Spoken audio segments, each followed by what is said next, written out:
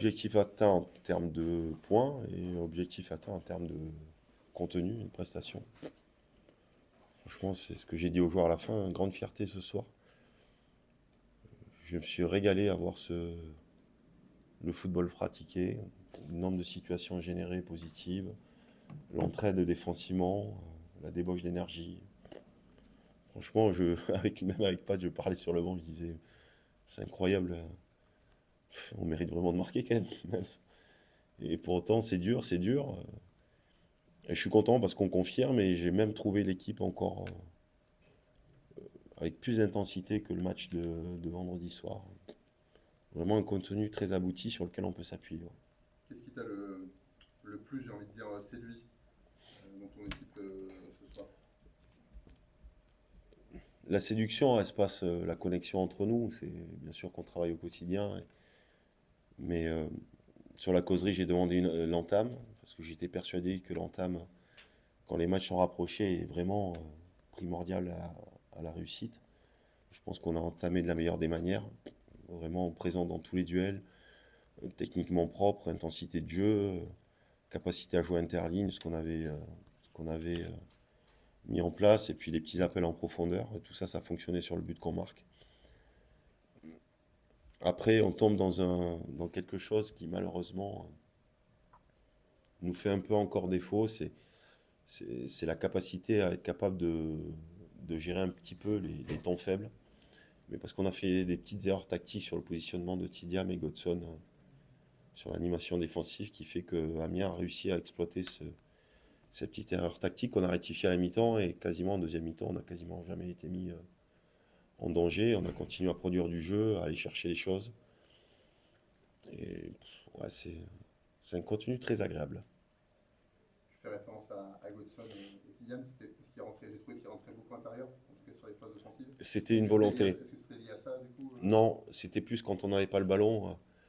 L'objectif c'était que Bilal et Alex gèrent la ligne de 3 défensive adverse. Et sur l'action, en fait, sur l'action où on concède le but, nos deux excentrés sont un peu trop dans le terrain, c'est-à-dire qu'ils sortent sur le central. Et ça libère le couloir. Et du coup, on a été pris de vitesse sur cette action-là. Et en deuxième mi-temps, on a rectifié sur le fait d'être un peu plus bas dans le terrain pour gérer la ligne de passe entre le central et le piston et de laisser Alex en haut et Bilal se débrouiller contre trois joueurs. Et je trouve qu'en deuxième mi-temps, on l'a mieux réalisé. Ouais. On a vu un Bilal Brahimi encore très à l'aise dans ce Ouais. rôle de numéro 10. Il a vraiment trouvé sa place là pour le moment. Ben, j'ai trouvé un garçon investi, heureux et épanoui dans son jeu. J'ai même vu un garçon qui jumpait très haut. Je crois qu'il a pris 3 ou 4 ballons de la tête. Donc ça, c'est un signe de la volonté de quelqu'un qui a envie de générer des choses positives. Donc il est en pleine confiance, tant mieux, il faut s'appuyer là-dessus. Les stats pour lui personnels s'améliorent. Et il est, oui, c'est sûr, important dans l'animation offensive. On l'a souvent trouvé interligne, souvent fait les bons choix. Il aurait même pu scorer aujourd'hui de la tête, ça s'est joué à peu. Donc oui, c'est un match rempli pour Bilal ce soir. Bon, forcément, on ne peut pas ne pas parler d'Alex, qui, bon, on va dire fidèle à lui-même, mais forcément, on l'a déjà dit. Fidèle à vue-même, mais il faut peu de situations pour scorer. Je pense qu'il doit en avoir 4. Une frappe au-dessus, une tête qui passe pas loin, et puis 2 situations dans la surface qui font ficelle. Ça change beaucoup de choses pour nous, c'est sûr. Petit message à Cyril, attention, ça arrive. Ça se rapproche sévèrement. Ça se rapproche sévère là, c'est Ça se le rapproche gros sévère. match là. Tant mieux pour moi, tant mieux pour l'équipe, tant pis pour Cyril, j'ai envie de dire ce soir. Il a forcément un impact quand même. Enfin, l'équipe n'est forcément pas la même en termes de confiance quand il est sur le terrain que quand il n'est pas là. Et c'est un finisseur d'action, mais dépositaire aussi de notre jeu de construction. Même si ce soir, moins impactant, pas moins impactant, mais mieux géré par l'adversaire sur la capacité à le trouver interligne, parce que Amiens avait bien travaillé pour qu'il soit le moins touché possible, mais c'est les autres joueurs qui ont généré autour de lui du jeu combiné pour pouvoir le trouver dans la zone de vérité.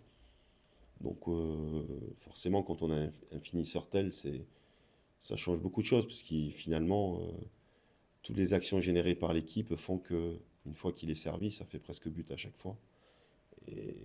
ça valide le contenu de ce soir. Et après ces 2 victoires, est-ce qu'on peut dire que tu as trouvé ton 11? Je ne sais pas si j'ai trouvé mon 11, mais en tout cas, j'ai trouvé un système dans lequel les joueurs se sentent à l'aise, ont des repères, que ça soit avec ou sans ballon. Ce milieu à 3 inversé plutôt que avec une sentinelle, je trouve qu'il fonctionne mieux. Les joueurs de couloir rapide, vous savez que ça m'est cher et vous comprenez pourquoi aujourd'hui. Parce que sur l'action du deuxième but, c'est ce qui fait la différence quand même.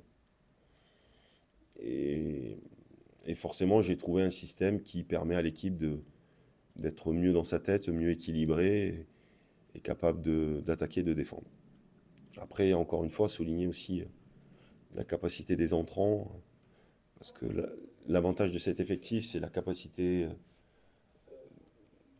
d'agir et surtout de faire des changements qui restent positifs pour l'équipe et d'amener même une dynamique supplémentaire. Voilà, le remplacement, Noé qui rentre, amène du peps à l'équipe. Et c'est là où j'attends les joueurs qui sont entrants. Et tous, Lorenzo, Mika, Kali, voilà, tous à leur échelle ont apporté un équilibre d'équipe malgré tout. Et c'est fort agréable de pouvoir s'appuyer sur un effectif qui permet justement, où on ne se pose pas la question. Je sais que quand je change, la prestation du garçon qui va rentrer va être intéressante, donc c'est très agréable. Omarda, justement, a souligné ça. Mm. Il a dit que c'est vraiment ce qui a fait la différence Oui. dans les 30 dernières minutes. C'est ton avis aussi? Oui, c'est mon avis aussi. J'étais tellement,